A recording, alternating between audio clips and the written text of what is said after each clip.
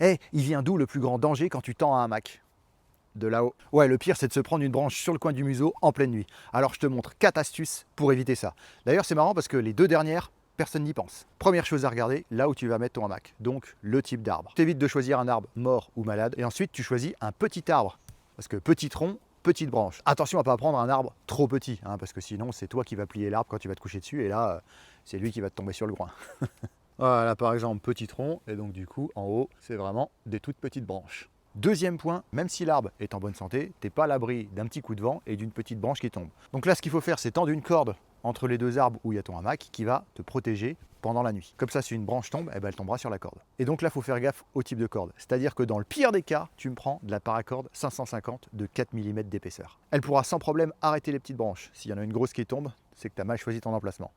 Bon, par contre, elle est assez élastique. Si tu veux un truc un peu moins élastique, tu prends de la paracorde, cette fois-ci de 6 mm. Et là, ça sera déjà beaucoup plus solide. Maintenant, si tu veux être totalement safe, bah, tu prends de la corde semi-statique ou de la corde d'escalade de 10 mm. Et là, c'est bon. Troisième point, le type de nœud. Un des points les plus importants. Parce que ta corde, elle a une charge de rupture, c'est-à-dire une tension à laquelle elle va péter. Bon, sur les cordes d'escalade comme ça, c'est plusieurs tonnes, donc il n'y a pas de problème. Sur de la paracorde, c'est plutôt 250 kg. Et à chaque fois que tu fais un nœud sur ta corde, ça diminue ta charge de rupture. Et les nœuds ne diminuent pas la charge de rupture de la même façon. Si tu fais le nœud que tout le monde connaît, hein, celui-là là où tu passes dans la boucle et que tu serres, et ben là tu viens de diminuer la charge de rupture de ta corde de 60%. Ça veut dire que si à la base tu peux mettre une tension de 100 kg dessus, tu viens de réduire cette tension à 40 kg. Donc en imaginant que tu arrives à tendre ta corde sans qu'elle pète, c'est au moment où la branche va tomber de l'arbre et qu'elle va tomber sur ta corde qu'elle va péter. Donc le pire moment.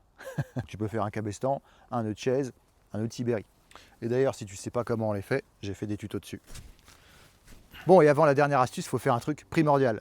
T'abonner et liker la vidéo, hein, ça fait toujours plaisir et surtout ça m'aide beaucoup. Merci. Et dernier point, tout aussi important que celui d'avant, tends-moi cette corde. Quand tu fais ça là, voilà. Ah, t'es content, hein?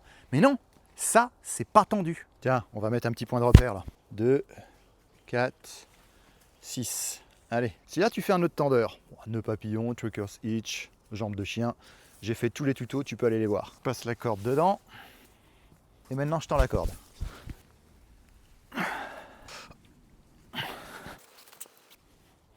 Deux, 4. J'ai gagné 20 cm depuis tout à l'heure. Crois-moi, quand une branche se détache et te tombe sur le coin du museau, ça change la donne.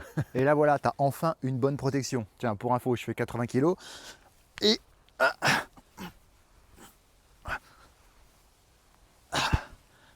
elle reste bien tendue. Et dernière étape, la meilleure, la roulade par-dessus le hamac. La roule hamac.